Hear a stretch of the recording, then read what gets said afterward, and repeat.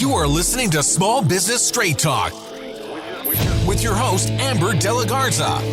Amber is a sought-after coach, trainer, speaker, and writer who gives small business owners the straight talk on productivity, time management, business systems, leading your teams, strategic decision-making, and mindset. No BS, fluff, or overused jargon. Just actionable strategies to get results and succeed in business. And here is your host, Amber De La Garza, the productivity specialist. Welcome and thank you for listening to the Small Business Straight Talk podcast. Today is episode 375, The 4 C's of Goal Achievers with Kristin Burke. If you're a small business owner who wants to learn effective business strategies, improve time management, and elevate productivity to maximize profits, reduce stress, and make time for what matters most, then you're in the right place, and I'm so glad you've joined me. Today, I look forward to you meeting our guest, Kristin. Kristin Burke's mission is to help others maximize their potential and achieve their definition of success. As a goal achievement coach, Kristin collaborates with service-based business owners who want to achieve their goals and grow their businesses. Her clients excel with goal clarity, grow their confidence, and consistently pursue progress in the directions of their goals. Kristin hosts the Elite Achievement Podcast, which I was a guest on. We will link out to that in the show notes so you can go over there and take a listen, and is a growth and development enthusiast. Kristin is married to her high school sweetheart, Joe, and they have a vivacious 10-year-old, Scarlett. In her free time, Kristin enjoys finding flow through her hot yoga practice, traveling, and reading. Are you feeling overwhelmed and you don't know what the next right step is to take your business to the next level? Then you should take my short 3-minute Next Level Business Owner quiz. What is more productive than taking a short quiz to help you find out what's most holding you back and then getting a personalized playlist to help you solve those exact pain points? Seriously, go take the quiz so that you can take your leadership and business to the next level. Head on over to amberdelagarza.com/quiz. And now let's meet our guest and get to the straight talk. Welcome to the show, Kristin. How are you today? Amber, I'm doing great. Thank you so much for having me. Yeah, we just got to talk a little pre-chat, and I'm really looking forward to this conversation. We just met, but let's just dive in. And I want to start off with, how did you grow up and become a coach that specializes in goal achievement? I'm sure there's some story there that I would love for you to share with us. Right, Amber? It's not like I woke up one day and said, I'm going to be a goal achievement coach. Yes, I get that all the time too. No, nobody grows up and says, I want to be the productivity specialist or be a productivity coach, right? Right. That's not what we're dreaming about in high school, but here we are. So how did you get here? Tell us a little bit about yourself and your backstory and how your company now. For sure. So I got here via a career in the financial services industry. And Amber, I got into the financial services industry at a very young age. I was actually a marketing and PR intern for a financial services firm while I was going to grad school. And during my time at that company, I really fell in love with their focus and emphasis on growth and development. And so when I graduated grad school, at the time, I thought I was going to go move to New York, work for a magazine company and do PR for a magazine. So it's a good thing that my ambitions changed. Since we don't usually read a lot of magazines anymore. But right. I ended up going to work full-time for the company and found myself after marketing and communication in a training and development role. So I've actually been coaching since 2009 and working with small business owners, specifically financial advisors, for quite a long time. And I grew my career in financial services. I was on a leadership path. I was in a variety of different leadership programs at the company. And I thought I wanted to be the leader of one of their offices. And in fact, I raised my hand and I didn't get the opportunity. And that, Amber, in 2019 was what inspired me to pause and get really clear on what it is that I want. And I realized the part of the job that I enjoyed the most was the coaching and the developing of the advisors. Yeah. So I thought, well, wonder if I can do this on my own. So I asked for some permission to bring on clients while I was continuing to work and set a goal for myself. Shocking, right? Goal achievement coach set a goal. And I told myself, if I can get 10 clients by the end of the year, I will quit my job and I will coach full time. And I had those 10 clients in 2 months. And I thought, oh boy, it's time to buckle up. Here we And here go. we go. Here we go. Oh, that's incredible. And so you started in 2019 or 2020? I started at the end of 2019. So, Amber, I ended up having a great relationship with my prior firm and worked with them through the end of the year. And so I remember leaving the office kind of on their last day of their calendar year and had a lot of celebrations, celebrated Christmas. We had some trips, celebrated New Year. And it was the start of January 2020 was my first full year in business. So Incredible. what a wild year to start. Yeah, yes, exactly. Who knew what was going to happen that year for you? But here you are 5 years later. So, yes. All right. So let's dive into one of the frameworks that I was most intrigued about is your 4 C's of goal achievement. And so let's just start there with you sharing what the 4 C's to goal achievement are. Yes. So as I mentioned, I've been coaching small business owners since 2009. And through these coaching conversations, I've identified 4 characteristics of goal achievers. Now, Amber, these are really what set goal achievers apart from those who set goals and don't achieve them from those that do. And the 4 C's are clarity, confidence, courage, and consistency. So let's break those down. Yeah. So clarity is knowing what you want and why you want it. And I know you do a lot of work on your podcast teaching about vision. And you had a recent episode on vision boards and how those can inspire your year. And that is a really great way to gain clarity. It's ultimately, what is the business you're building? Why are you building it? Yeah. What do you want out of both your business and your life? Because that vision serves as your roadmap for the goals that you're going to set this year. And that's one of the challenges I think a lot of people face is they set these goals because they think they should, or they sound fun, or someone else is doing it. But unless those goals are connected to what it is that you really want, you're going to be less inspired to overcome adversity and challenge and resilience in doing the hard work. So clarity, incredibly important. Absolutely. So did you see it often that people would adopt goals because that's what they should have, the numbers or the revenue or the sales, and that there was a lot of what other people are doing and looking around? Yes. And one of my favorite questions that I like to ask my clients when they tell me about the goals that they want to achieve is, what is the desired outcome you are hoping to get by achieving this goal? So getting them to pause and think, what is it I'm really ultimately going after? Yeah. It's going to help unearth some of those deeper convictions around why we want to go after the goal. And so we're not just setting a goal because it's something we saw on social media, or it's someone, else has that goal, or it's something I think I should do. Like we often tell ourselves all these stories, and who knows where they actually come from or if they're serving us well. Yeah. When I first started my company, well, even now I still see it, but I was shocked when I first started coaching how many people would set revenue goals and didn't have a connection to how that was going to impact their lives through profitability, like drawing all the way down. Is that actually what's the profitability? What's the owner's pay in the business? But that it was like a vanity number of some certain revenue number that they wanted to reach. And to your point, if you were asking deeper, well, why? They're either going to come back and say, well, because 100,000, 500,000, 500,000, a million, plus, whatever that number is, means something to them. But it's not going to change their lives if they don't get the business in order and actually take an income and have profitability. Yes. Oh my gosh. I'm so glad you bring this up, because I fell victim to this early in my business as well.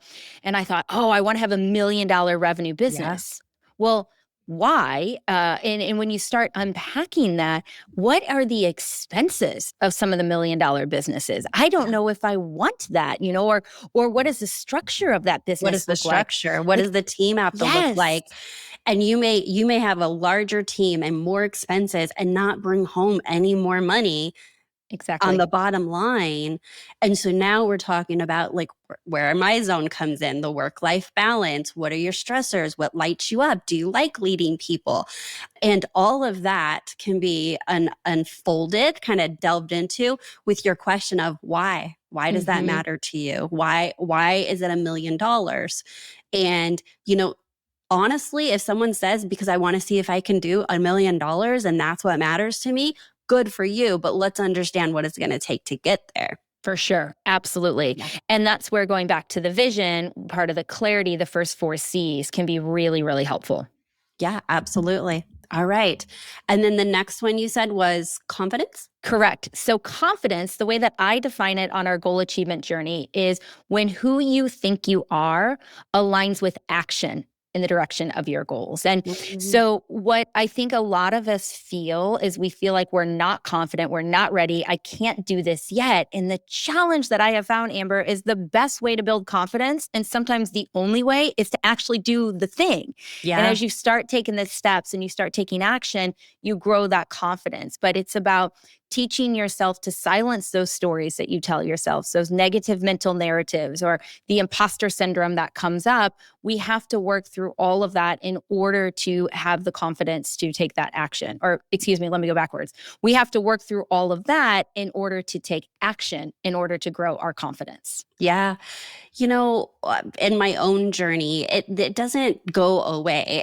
I call it new level, new devil, right? And so, each time you're setting a different and new goal that's challenging as it should be, you've now stepped out of your comfort zone and you're not going to just innately be confident. You're going to have some stuff that you might need to work through.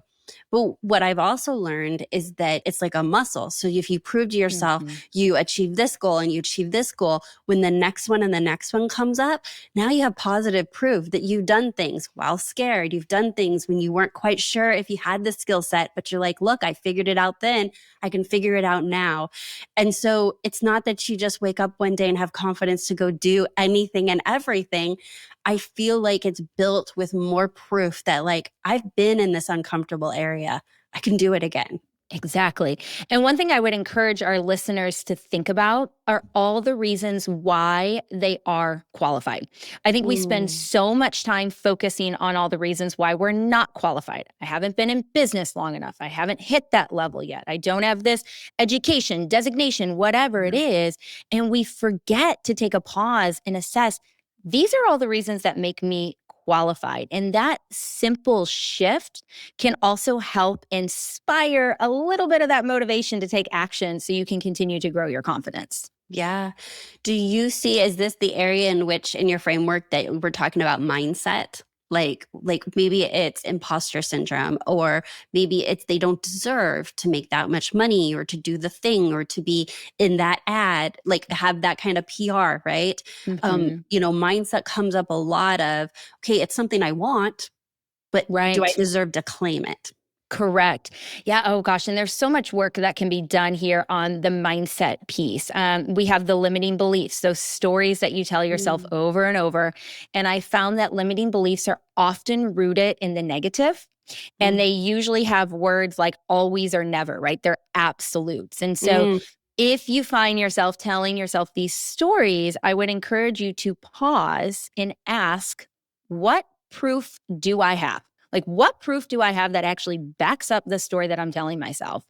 And then a follow-up question you can ask is what I am thinking moving me closer to my goals or moving me further away from my goals? Because, Amber, sometimes you do have proof. It's probably a tiny bit of negative proof and you actually have a lot of positive proof, but you might be like, hey, I have proof and here's my story. But then you can pause and say, is this moving me closer to my goals? Because the answer is no. And that puts you back in control. And you can say, okay, now I get to make a choice. I can either keep believing the story or I can rewrite the story and go after the goals that I want. So that's a really big piece on mindset. All or nothing. I want to highlight two things that you've said. So the first thing that I heard you say was about absolutes, like always, right?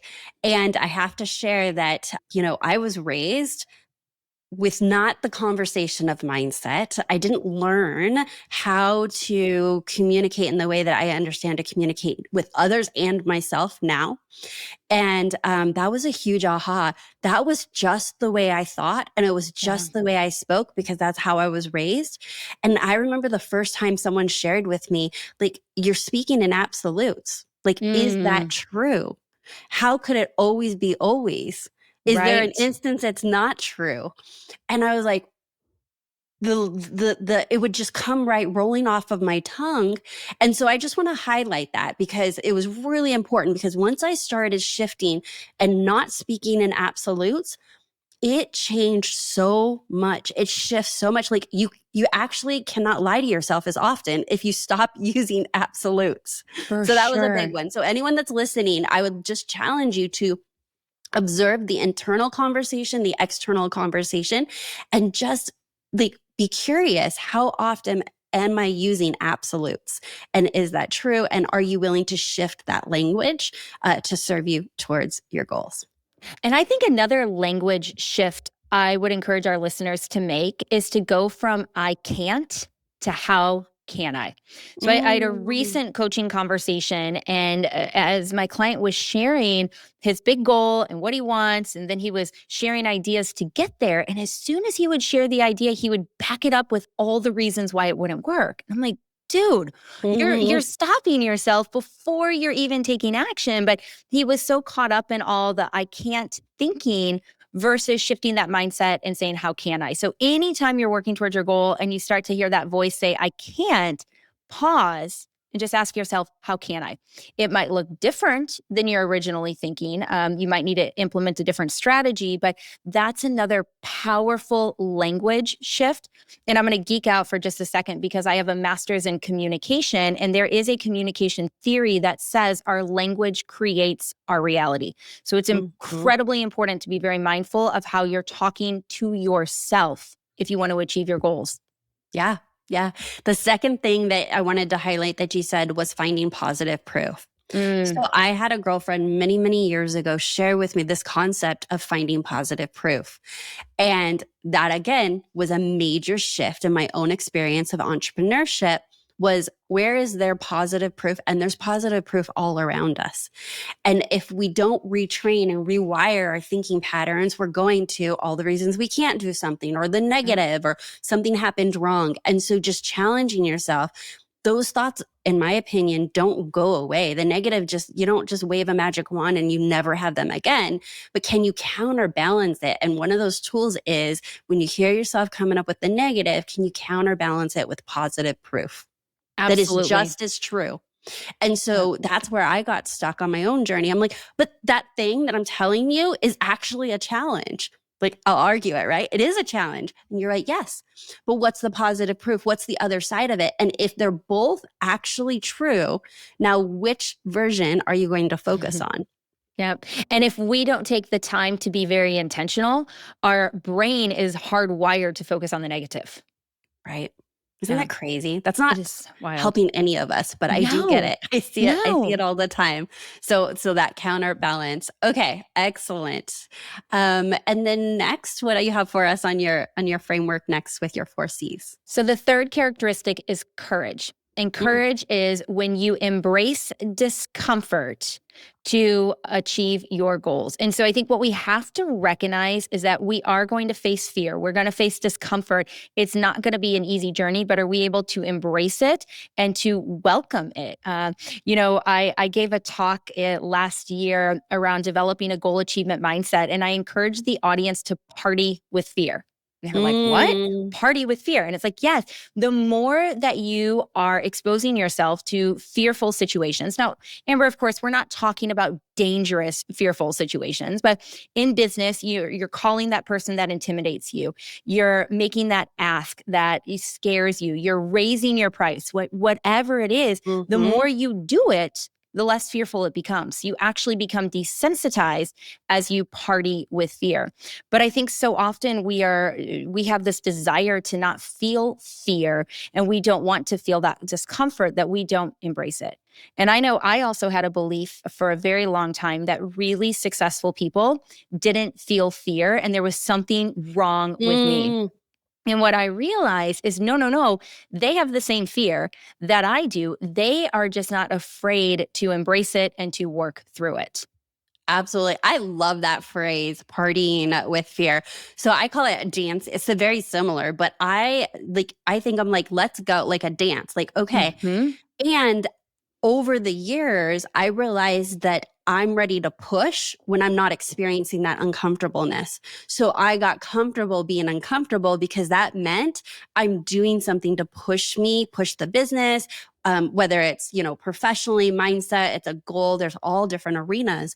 But I ended up looking at it like, oh, if I go too long without actually experiencing that uncomfortableness, that means that I'm being stagnant. For And sure. I prefer not to be stagnant. So let's go. Like, where am I going to find this uncomfortableness again? And that's where I get different challenges and push myself. And so whether you're partying or dancing or welcoming, what you're saying is that over time, getting more comfortable, not pushing it away, but realizing it's part of the process and that there's nothing wrong with you when you're feeling these feelings. It's almost like you're celebrating when you're feeling these feelings, because to your point, it's a sign that you're growing and you're on the right path to achieving your goals.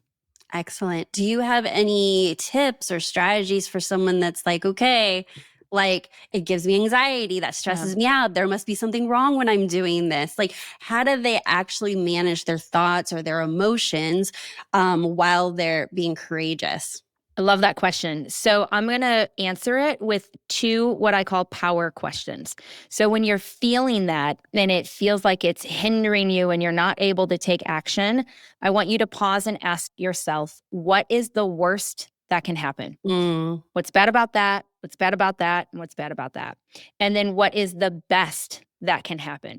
And Amber, I did this when I was going through my journey of deciding, do I want to be a coach? And I'm wrestling with this. Like, what is the worst that can happen? Okay, well, the worst that can happen is I work with no clients. Well, what's bad about that? I don't make any money. Well, what's bad about that? Well, we can't keep living where we live. Well, what's bad about that? We have to move back to St. Louis, Missouri, where we're from, and live with our family. And I'm like, oh, if that's really like the biggest worst case scenario, it's not my ideal situation, but it's not really that bad. Right. But then when I flipped the script and I thought, well, what's the best that can happen?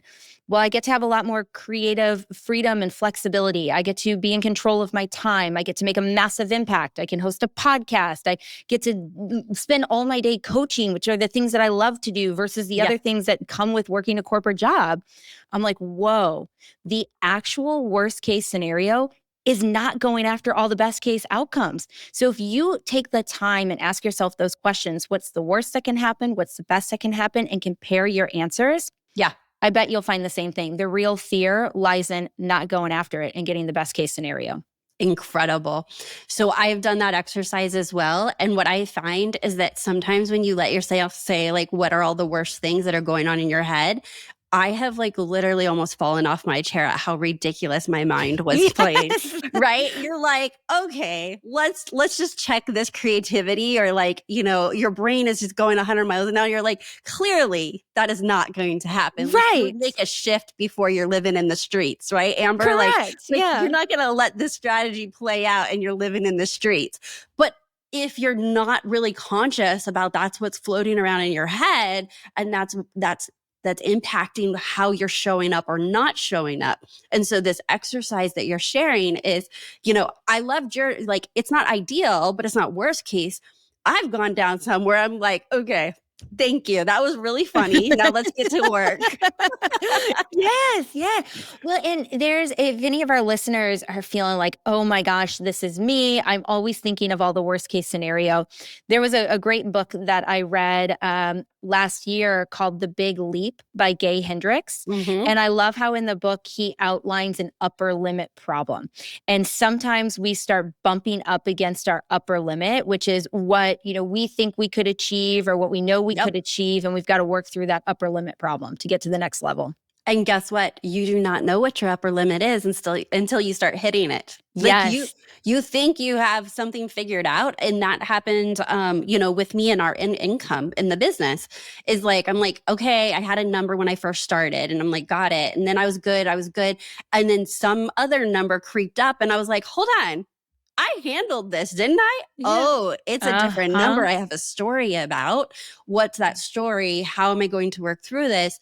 And it was because I hit the same number 2 years in a row in the business in revenue. And I was like, oh, that's not like, that's not how I roll. Like, that's interesting. Why did that happen?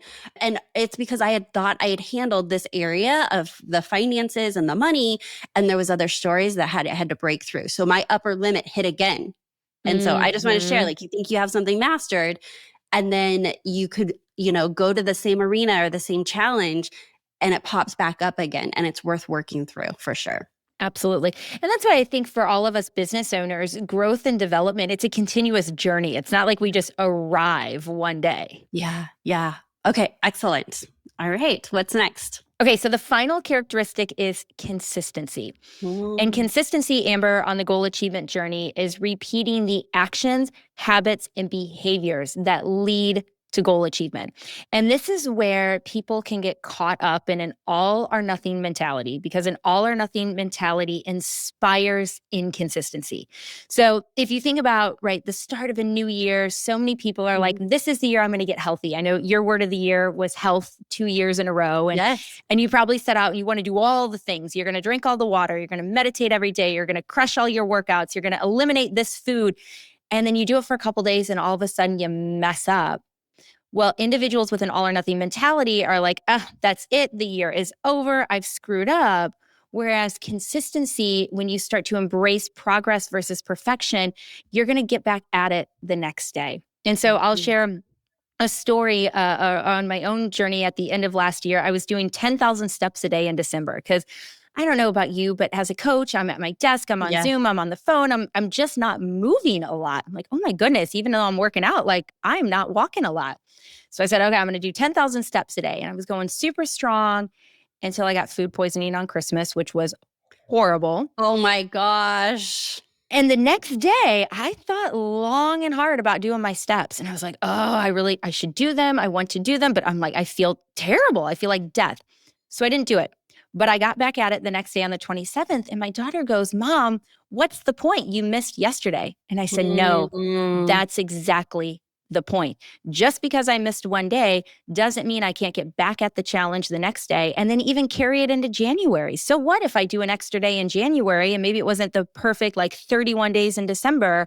You can still continue to make progress. And so that all or nothing mindset really needs to shift in order for us to embrace consistency.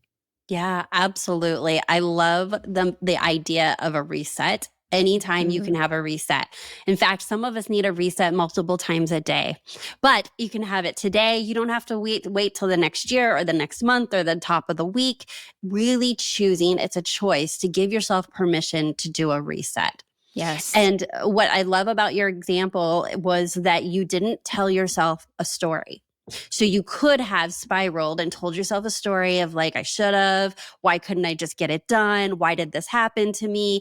Whatever all that kind of spiraling is. And all that would have done was create more resistance for you to start the next day, right? Exactly. And so your example is great, but we can spread this across anything that we're working on in our businesses. With, it didn't turn out exactly like I should. So am I going to beat myself up because the results aren't there? Or am I going to focus on who I am, the habits, the behaviors, the choices, and then obviously reset any day to get back on track? I think there's an element of learning to give yourself grace in this whole process as well, because I think a lot of business owners are high achievers, right? They might be, type A, and a lot of times we just want that perfection. But there's a big element of learning to give yourself grace, because building a business is rocky. It's hard. Going after big goals can be rocky and hard. And it's just, how do you close the gap from when the thing didn't go right to getting back at it? And that's what we want to do, is close that gap. Absolutely. And I think it's one extreme or the other, right? Someone that is practicing and is new at giving themselves grace, it's almost but am I just negotiating with myself? Am I just, rationalizing why I didn't take action? And so where is that line of, I truly am just giving myself grace, or am I making excuses? And my answer is, the difference, right? Food poisoning, right? Food poisoning, we deserve grace. The dog got sick and you took him to the vet and the day went south. Give yourself grace. When you don't do something because you talked yourself out of it and you just don't feel like it, or you self-sabotaged, acknowledge that And then also, by the way, give yourself grace, but acknowledge how you got there, right? Yeah. And so when I say one extreme or the other, it's like, well, someone's either going to be full of excuses and reasons, or they're like, I am not having any excuses, and therefore I can't give myself grace. And I just don't think that that's true. Yeah, I think that's such a great point that it's kind of those polar opposites and extremes. Yeah. And I remember seeing, and I don't remember, Amber, where I saw this, but it's you can have excuses or you can have results. You just can't have both. So you get to choose which one. And I love how you point out that you likely know. I think that we don't give ourselves enough credit for our own intuition, our own internal nudges. And it's like, come on, if it's day 4 and you still haven't done the thing, it's probably an excuse, and we got to work through why that excuse is coming up. Yeah, and that becomes the work. I wanted to say that earlier when you were mentioning your client that was like, here's all the reasons why it can't happen, right? And to me, it's like, hey, your brain just helped you come up with the things that need solutions. And now that becomes the focus. Yeah. Like, good job, brain. We can either say like, oh, this is all the negatives. But if you're able to like brainstorm, here's all the things. I need technology help. I need a new skill set. I need someone on the team. I need financial resources. Those aren't can'ts, but like that's how your brain filtered it. But also, is that the list of like, all right, now, what are the solutions to these? How do I have strategies to overcome these to get to the bigger goal? Anyways, you had mentioned that earlier, and I just wanted to say, like, if you can say, like, my brain did not fight me, it actually gave me a gift. And now you pull all those out and then focus on solving those. Yeah, I think it's a big theme of what we've been talking about. It's the reframe. How do we reframe what it is that we're telling ourselves or we're thinking so we can be more productive or work in the direction of our goals? Absolutely. Absolutely. All right. And so we covered clarity, confidence, courage, and consistency. I have a question. Why did you focus on characteristics over strategy? Yeah. Because if we don't address the characteristics and the mindset, we might not execute on the strategies. And so what I have found is that in order to achieve a goal, we either need to focus on mindset, we need to focus on processes, or we need to focus on skill sets. And so many people jump to process and skill set without addressing the mindset. And we need to address that mindset piece in order to stay resilient, in order to not freak out when we've got limiting beliefs or, fear or the all or nothing mentality. And so that's where I think it's really important to focus on these characteristics. And what's so exciting about them, Amber, is that we can grow them with the intentional work around growth and development, the books you're reading, the podcast you're listening to, the coaches you hire, the groups you surround yourself with. You can start to really grow these characteristics. And so I would encourage all of our listeners to think about clarity, confidence, courage, and consistency. And which of the characteristics right now do you need to focus on this year in order to achieve your goals? And then you can build out strategies to grow that characteristic. Yeah. So in the consistency, you had mentioned behaviors, habits. Was there a third thing as well? Yeah, behaviors, habits, and mindset. So again, it's going back to that mindset piece that we need to constantly be working on. Okay. And then when you're helping your clients set goals, how do you pull out or identify the habits and the mindset and the behaviors to support those goals?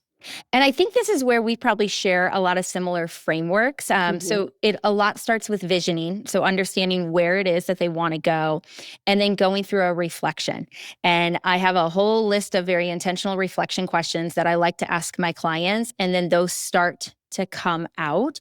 But the other way, Amber, is I'm sure you find this in your work too. If you listen as a coach to what your clients are saying, you're listening for the meaning behind what it is that they're saying. Yeah. And so that's where you can start to pick up, going back to my example on, I think you're focused on all the reasons why you can't do something. Yeah. And you sometimes get to say the things that aren't super fun to say to your clients, but you do it from a loving place. And so they grow. Absolutely. So one of the questions that I have my clients ask themselves is, who do I need to be to achieve this goal? And when Yeah. you say, who do I need to be? Now that's pulling out the characteristics, it's pulling out the habits, it's pulling out the behaviors. And when your client is answering that, they're actually bubbling up the thing that they need to focus on most to get that goal to the finish line. Yeah, I think that's a great point. I'm currently reading the book Limitless right now, and the author talks about how we often have these identities. And if our identity of who we are is in alignment with what we want to go after, that creates a conflict. Yeah, absolutely. And in my arena with time management and productivity, there's a lot of identities of I'm a procrastinator, I'm disorganized, I'm bad with time management. And those identities that they're currently holding are majorly impacting how they show up with their goals. Absolutely. Mm-hmm. Mm-hmm. All right. So one of the other things that I wanted to talk to you about was your breakout plan. Yes. And if you can share with us a little bit about that and how that is used to help people achieve their goals. So I mentioned two elements of my framework around effective goal setting: visioning, reflecting. The parts I haven't talked about yet are brainstorming and planning. And now visioning, we've talked a lot about future focus, knowing where you want to go, helps drive clarity. Reflecting is you take that intentional step back to understand more about your goal achieving behaviors and tendencies. And we've also talked a little bit, Amber, about how we have a lot of intuition, but we sometimes don't slow down enough or get quiet enough to listen to it. So then comes brainstorming. And when we're brainstorming all of our goals, it's really fun. It's motivating. It's energizing. We're thinking about all the things that we want, right? What do I want more of? What do I want less of? We're brainstorming. But then the breakout plan helps you actually put a plan together. And this is where I sometimes see people fall off of their goals is, okay, they have goals, they're connected to the vision, but if they don't have a plan, they don't know the steps that they need to take, it's going to be really challenging to achieve that goal. So I created a breakout plan. It's a simple template. You can grab it on my website. That's going to help you put some intentionality behind your goal. It's first going to start with that clarity piece where you're diving into why your goal is meaningful.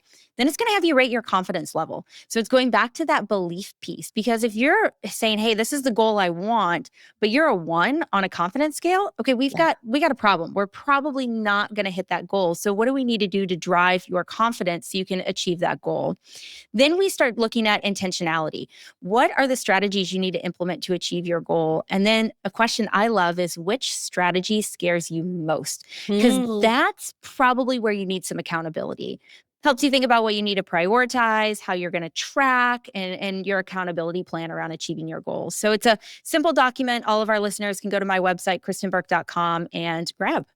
Absolutely. Well, before we wrap up, I actually am curious about accountability and what your opinion is on that as a goal achievement coach.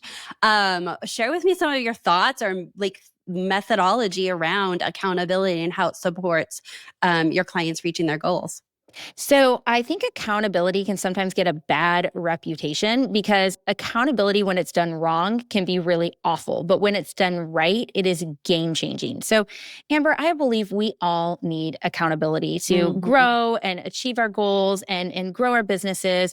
However, it's about being clear around where you need that accountability. And so I think one of the big challenges with accountability is sometimes people try like a one size fits all approach. Yeah. And it's very individualistic. And a lot of times too, you have to have a good relationship, because that accountability without that relationship can feel like harassment for the person that's being, that the person that you're holding accountable to, or it feels like harassment for the person that you're coaching. We'll say that, right? Yeah, that's being held accountable. There we go. Thanks filling that in. That's being held accountable. Worries. So I'm a huge fan of accountability, and I don't have any problem asking my clients, hey, last time you said you were going to do this, how'd it go? What was your progress? Like, what worked, what didn't work? Yeah. And I think this is where it goes back to that mindset around progress, not perfection, that can also help us embrace accountability. Yeah, absolutely. I had a feeling that we were very similar. And I say that's really one of my superpowers, is to understand and go from leading with like little heart, love, grace, but also straight talking and very firm. And not even the same strategy works all the time for the same client. It's situational. It's really understanding. And I have found that accountability happens, to your point, because of the deep relationship that is created between a coach and a coach and client. Yep. And so really being able to meet your clients where they're at and understand what do they need in that moment that's going to motivate taking action. It's not about shaming. It's not about, you did this wrong. It's truly 100% the goal is, okay, you did it. Great. We're celebrating. Okay, maybe you fell short. How do we reset? As we talked about earlier, what's the next step forward? And the same strategy doesn't get the same result for every person in every situation. I could not agree more. And sometimes I mess it up, right? Sometimes I don't get it right, but it's going back to that relationship and you have that grace. And so you try a different accountability strategy next time, right? There's some clients that want more firm or direct accountability. Yeah. There are other clients that just does not work, that turns them off. But I think that anytime we can give someone the gift of following up with them on what they want it to get done, it's going to help them grow in the direction of their goals. Yeah, absolutely. One of my lines that I use with my clients is that I will repeat their goals that they may have not had top of mind. And I'll say, so is this still what you're looking to achieve? If you're not, that's cool. Let's have that conversation. Right. But if it is, what's the path forward? Right. And so it's really just reflecting their own words, their own whys, right, that they've shared with you, their deeper why of why that matters, bringing to the forefront whatever's going on in the moment. How does that tie to their bigger goals? And I actually have never had a client say, yeah, actually, I threw that goal away. Thanks for reminding me. Right. But it is permissional. Like that is the permission. You can change your mind, in my opinion, change your mind about a goal at any time if you find that it is not serving you or that it needs to be adjusted. But that's generally not the case. And so just having top of mind that somebody else is holding your goals to that high level, even when you forget about it or it's not top of mind, and then getting you back on track of like, okay, if we're both in agreement, this is where you're going. What's the plan forward? For sure. Yeah. And I don't know if you feel this way, but Amber, my belief around that is it's totally okay to change your goal if it's no longer in alignment with the vision that you have or the business you're building, the person you're becoming. But if your reason to change your goal is because it got hard or you're off track, that's not necessarily a time to change the goal. That's where we pivot and adjust strategies or maybe even time frame for the goal. Exactly. And because I'm a huge proponent, you've brought it up before, like about the vision, I believe their vision can change. When you know more, your circumstances change, your personal life may have a big change. Your vision doesn't just like surprisingly happen. Okay, it's the first of the year. Suddenly I have an updated vision. Right. No, actually, you may have an updated vision at any point. And if we're saying that goals should align with your vision of success, what that means is that you can adjust your goals if your vision of success has actually changed and those goals are no longer supporting it. I can't believe I didn't say this when we were talking about visions, but one of the biggest roadblocks is that we often think it's like concrete and like we have a hard time saying this is what I want forever. But really our vision is a draft, and it's a draft that can and should evolve over time as you grow and develop. Yeah, I'm so happy that you said that for our listeners because I wish I had heard that early on in my career. Me too. I wish somebody had succinctly said it the way you just did, Kristin, because I would actually push away creating the vision because I'm like, I'm not clear enough. I don't know all the things. I can't cross every T and dot every I. I must be doing this wrong. Why can't I see into the future? Everybody else can see into the future. Okay, so cat's out of the bag, secrets out. You're actually never going to see it clearly 100% all the time. So the words you used is that it's a draft. Yes. You're always updating it. And there's so many reasons why you would update your vision of success and just understanding that it's a work in progress always. Absolutely. Excellent. Oh my gosh. Thank you so much for being here. You actually came on to talk about one of my favorite topics. So I was really looking forward to this. If you can share with our listeners again, how they get that download for the breakout plan one more time, and then how they can reach out to you and learn more about your services or connect with you. Perfect. So the best way to find the resources is on my website, kristinburke.com. All our resources are there. Another way that our listeners can connect is if they liked this content, check out my podcast. It is called Elite Achievement on all the major podcast platforms. Excellent. So wherever you're listening to this, be sure to tune into her podcast. Thank you so much for being here today and having this conversation for our listeners here at the Small Business Straight Talk podcast. Amber, thank you so much for having me. It's been a blast. I have loved having you listen to this episode of the Small Business Straight Talk podcast, and I sure hope you found my conversation with Kristin to be valuable. But I need to be straight with you. No change, no change. Without taking action, nothing will change for you or your business. Based on our conversation today, how are you going to approach your goal achievement just a little differently to get better results? And before we close out, I want to invite you to schedule a discovery call if you have been thinking about hiring a business coach. If you want help learning how to manage your time, create more efficiency in your business, make that next hire, how about reducing the stress and overwhelm of running your business? And could you imagine having a business coach that will help you cut out all the distractions and the overwhelm and point to the exact strategic decisions that need to be made so that you can level up your business? Well, that is exactly what I do with my clients. And if that is something that you are looking for, then I think we should talk. I invite you to schedule a discovery call so that we can discuss partnering together to help you get unstuck, reduce stress, and determine a clear path to increase profits. Head on over to amberdelagarza.com/coaching to schedule today. And if you are new and this is your first time tuning in, I want to welcome you and thank you so much. Be sure to hit subscribe so you don't miss another episode. And if you've enjoyed this conversation and you think that a fellow business owner would enjoy it, be sure to share it with them. So that's my straight talk for today. Until next time, have a productive week.